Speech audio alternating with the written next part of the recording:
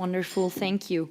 Our next speaker, and we're really honored that he also made his way from the United States of America to be with us already for a lecture tour through Europe, and now here with us in the European Parliament in Strasbourg, Dr. David E. Martin. He's the founder and chairman of MChem International, Rasa Energy, and is a Batten Fellow of the University of Virginia. His experience includes founding the first medical device clinical trial center at UVA, while on the medical school faculty in radiology and orthopedic surgery. His work with global investigation of biological and chemical weapons was done through his company Mosaic Technologies, in which he led numerous defense to civilian technology transfer programs with the world's largest companies and countries. His work includes publications and academic appointments in medicine, law, and economics. His firm MChem was responsible for leading investigation and supporting prosecution of some of the largest financial frauds in the U.S. history as a contractor for the U.S. Treasury. David E. Martin will summarize the most critical points of WHO as an organization that is not serving the health of the people, but is driven by the business interest of its sponsors. Well, the translators are gone, and the live stream is waning, which means that if we just listen to my colleague Matthias, the best thing in the world would be to leave it to you, the people. Now it's up to you to share what clearly, based on the cavernous emptiness we see in all of these spaces, is only going to be heard if you share it. So it feels very appropriate that I should be the one with the quietest voice. But let's let that lion roar, shall we? I'm done talking about COVID, and I'm done talking about SARS-CoV-2, and I'm done for a very simple reason. For 110 years, we, the people of the world, have been lied to. We're a group, a very small number of criminal, industrial conspirators decided to subordinate the entirety of the human population for the purpose of their sinister plans to enrich themselves while impoverishing and killing the rest of humanity. And I'm done being polite. We've long passed polite. When the words acceptable death rate become part of an industrial norm, we have lost the plot of humanity. And that's not my words. Those were the words of the World Health Organization and of Pfizer and of Moderna when they were given the authorization to begin the process of killing human beings in the interest of advancing their goals. Next slide. And I'm also not going to sugarcoat this. This is a criminal cartel. We are acting as though there's some sort of redeemable quality somewhere in some esoteric layer that somehow or another the World Health Organization must have some salutatory benefit. Well, I'm going to tell you, since its formation in the 1940s, the World Health Organization has been nothing more than a criminal cartel that has a sole and singular intent. And I will show you the document that proves what I'm saying. This is not an allegation. This is actually provable by their own words in their own hand. And they use a four-step process to execute every one of their nefarious plans. They begin by planning an exercise, then they go to the business of funding that exercise, then they create the rationale for the thing that they're going to do, and then they deploy and profit from it.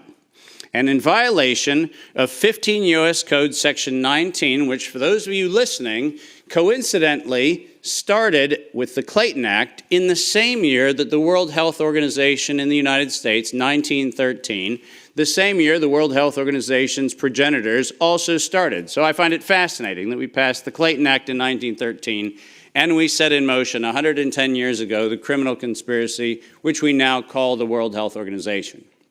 110 years later. And in violation of TIFU, or TEFU, I don't even know how to say it, the TFEU, the treaty allegedly for the functioning of the European Union, which I think needs to now be called the Treaty for the Dysfunctional European Cabal, Article 101 unambiguously lays out the conditions that this was never a public health anything. It was racketeering for the purpose of instilling terror to adapt the behavior of a population. Period.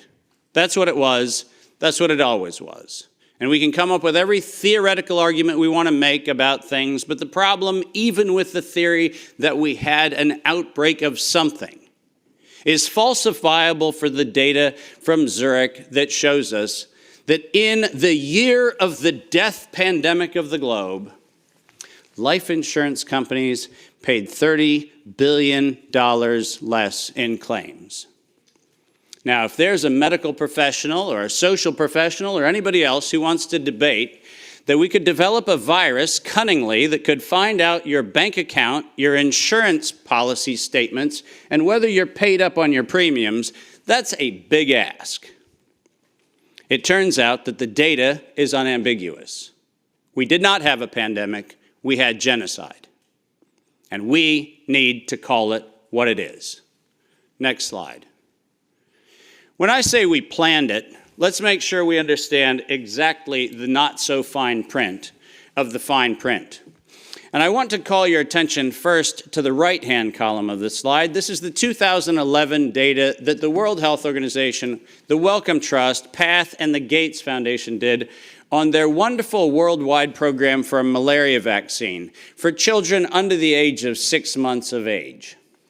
And in their clinical trial, it's helpful to point out that they murdered 66 children in the vaccine group and then cunningly used the term control for a control group in which they murdered 28 children. Now, the reason I said murdered and the reason why I use that term is because it's exactly what it was. Because it turns out that this control group was not a saline injection. It was not some sort of innocuous, innocent thing. It was actually a cocktail of other known pathogenic disease-carrying injections. The control group was known to kill people, and the experimental control group was actually theoretically maybe going to kill people. And what we did was we actually went ahead and murdered them all. And cunningly, under Article 5, Section 13, which I've put on this slide, I want you to understand why I said, at its formation in 1947, when the WHO was funded and founded, it was funded and founded by people intent to commit a crime because of their own language. Section 13 of Article 5 ends with the following statement: immunity from personal arrest or detention, blah, blah, blah, immunity from legal process of every kind. Now, if you didn't intend to commit a crime, why would you need to give yourself permanent and absolute immunity from every form of prosecution, and it's worse, even investigation for prosecution of every kind?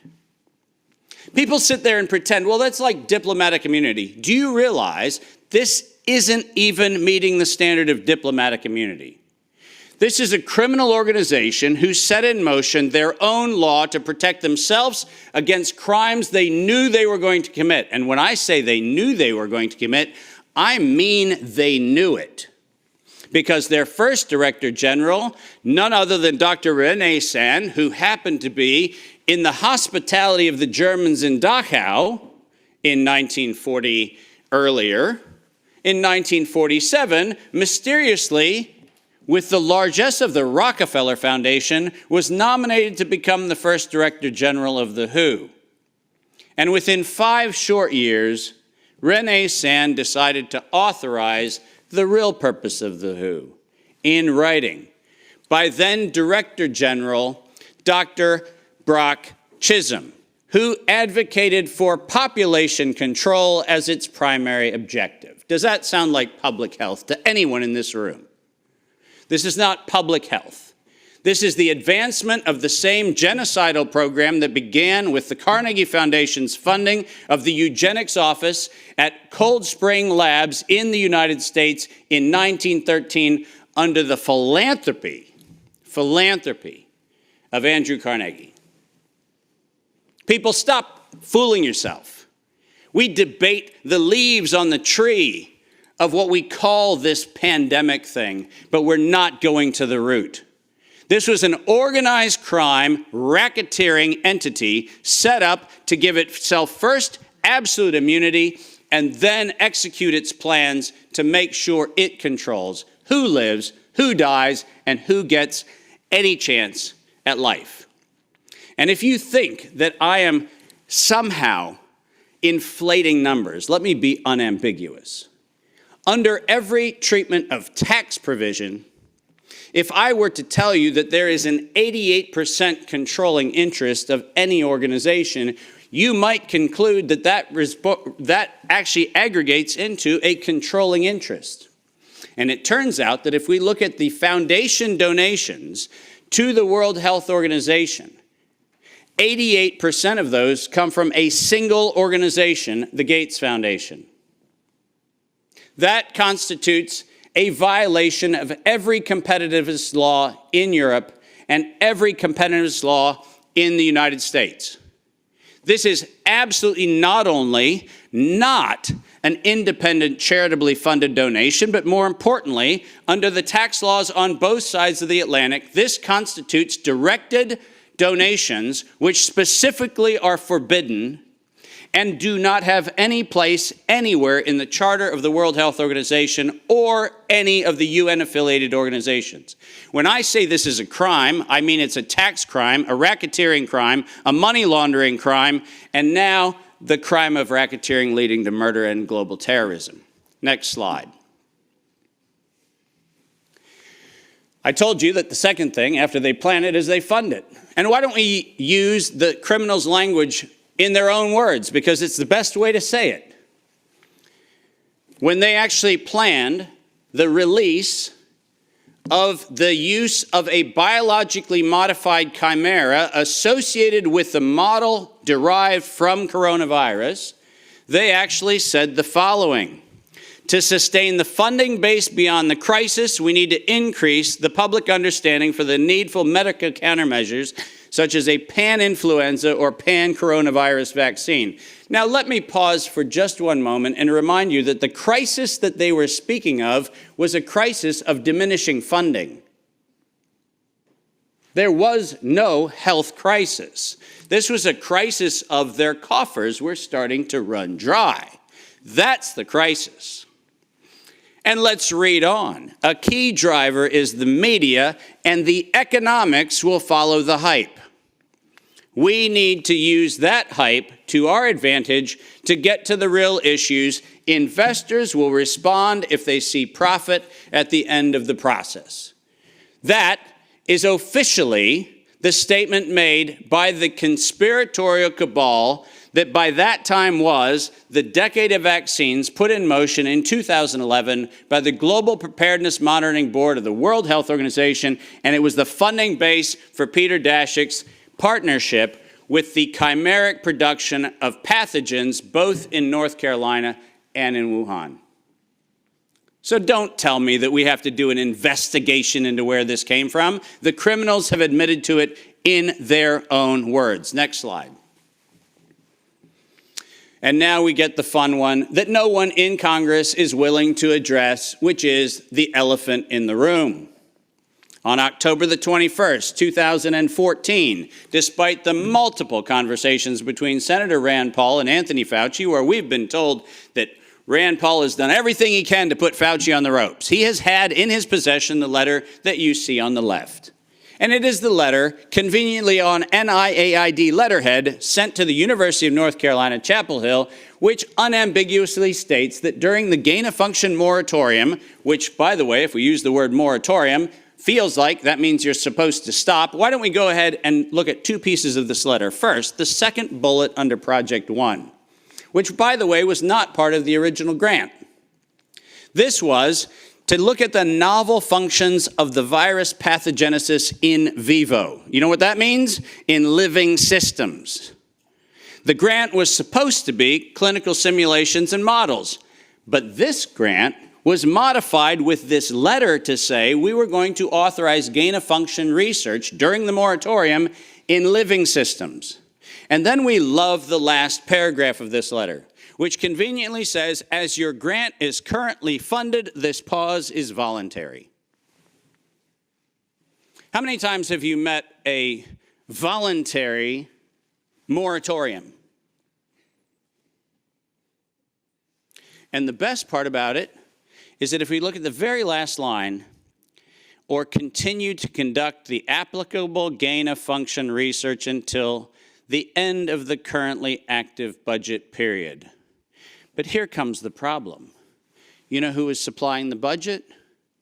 An indefinite term, unlimited amount contract from DARPA and from NIH. Isn't it convenient to have a perpetually funded project that needs to stop when the money runs out, when you find out that there is no point where the money runs out because there is no end to the thing that has no end? And lest you think that I'm making an allegation, which I'm not, I'm making an accusation. Let's be clear.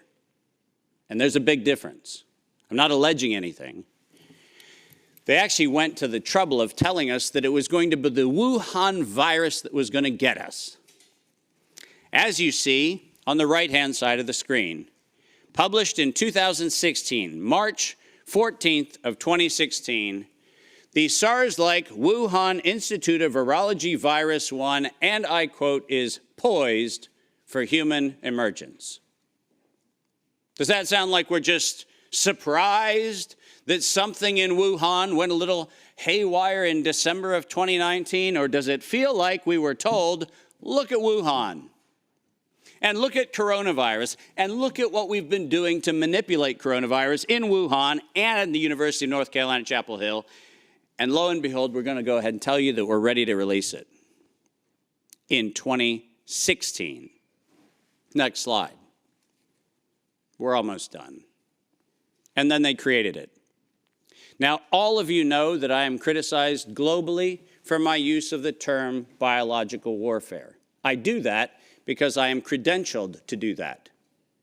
I happen to be, for the United States government, in the early part of the 2000s and the latter part of the 90s, a person who was sent around the world to look at the proliferation of biological and chemical weapons. I'm acutely familiar with the definition of what a biological warfare agent is in the 18 U.S. Code, the criminal code of violations of biological and chemical weapons. And so my assessment is, in fact, professional and right. And the reason for that is I'm the one credentialed to make that determination for the United States government for many years. That's why I say it. But let's pretend for the moment that I'm just a nut job. Maybe I don't know what I'm talking about. So why don't we look at what the criminals said themselves, shall we? In 2005, at a conference sponsored by DARPA and the MITRE Corporation, Ralph Barrick, the architect of the lethal strand that has been injected into millions and billions of people's arms, that Ralph Barrick was sponsored to present the following, and let's go ahead and use his words, presentation: synthetic coronaviruses, biohacking, bio-warfare enabling technologies. Does that sound like a public health distribution program? Does that sound like something that is accidentally misinterpreted to mean something else? Or does biological warfare enabling technologies sound like not countermeasures or pandemic preparedness? It sounds to me like biological warfare enabling technologies. And the reason why I have that hunch is what followed was he received, next to his NIAID grants, non-competitive DARPA grants in matching funds for over $140 million of aggregate funding going into his and his related programs on synthetic biological warfare enabling technologies. So do I have a problem calling the injection a biological warfare enabling technology? Absolutely not, because that's what they called it. And we know that they knew they called it that on September 18th, 2019. Because on September 18th, 2019, the racketeering, co-conspiring cabal of interlocking directorates also known as the World Health Organization, said that they were going to conduct an experience for the world that was going to be a rapidly spreading pandemic due to a lethal respiratory pathogen. The lethality in that statement is the problem. They didn't say we're going to maybe get a little bit of sniffles going around. They said we were going to actually have the promulgation of a deadly agent. And the stated reason, in September 2020, the progress indicator is that the world would accept a universal vaccine. Not, we'll look at other options of treatment. Not, we'll have a look at what might be early intervention, as Dr. McCullough has so clearly advocated for in many, many, many instances. Not that. We stated on September 18th, 2019, we were intending to kill. And we were intending to kill to create the fear that would drive people to accept something that without coercion, no one would have accepted. And that's published by the criminal racketeers. Next slide, and there's only 2 to go if you're following. Deploy and profit from it. We were told investors will respond if they see profit at the end of the process. And lo and behold, guess what they saw? Profit at the end of the process. 2022, $100 billion for Pfizer of public funds. Moderna, after lying to the Congress in October of 2020 when they were asked to actually verify whether NIAID was promoting an injection that would enrich NIAID, where Anthony Fauci and the entire team at NIH said that they had no financial interest in their recommendation, they receive a back payment royalty of $400 million for the first payment of the royalty. $400 million. More than any Institute of Health has ever received in a single payment for a single invention in the history of American medical research. And lo and behold, what do we receive after that? A request from the World Health Organization to expand its budget by 11% to make sure that the people who profited from it donate to it. And guess what they just did? They laundered the money right back. That's what they did. Next, and now you get the final slide. This is not a public health crime. This is actually not a constitutional crime. This is a criminal act done by a criminal institution established to enable criminal behavior since its foundation in 1947. That is what this is. And we should not be debating the merits of democracy or liberty or anything else, as irrational as that would be if we stood at a bank robbery and debated the merits of printing dollar bills. The problem is not the dollar bills, it's the bank robber.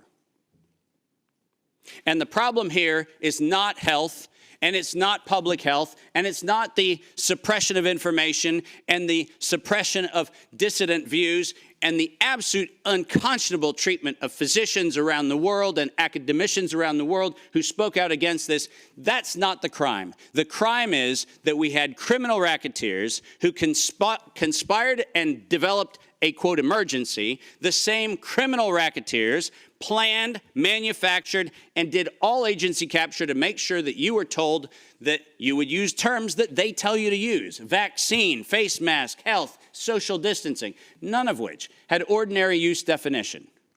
So we just used them. Criminal racketeers price fixed with interlocking directorates where known competitors came together and fixed prices in direct collusion in violation of both European Union standards and in violation of both the Sherman and the Clayton Act in the United States. These were crimes, it was organized crime, and we should treat it as such. Criminal racketeers publicly lied under oath. And this resulted in the death and destruction of liberty, and most importantly, the death and destruction of the integrity of well-meaning people who sit here today doing everything they can within their power to try to treat the calamities created by this catastrophe. I will not for a moment denigrate the multiple contributions of amazing academic and medical professionals who've tried desperately to step into the gap and stop the corrupt outcomes of these crimes. But I will, without doubt, say the following. Until we treat this as a criminal conspiracy of criminal racketeers resulting in global terrorism for the purpose of profiteering and murder, until we have that conversation, we're having the wrong conversation. Because we are not here to debate the merits of a modified agreement for a criminal racketeering organization. We are here to end the criminal organization itself. This is my call to every single person on this planet. Don't just limit the power of the WHO. Destroy the WHO. Thank you very much.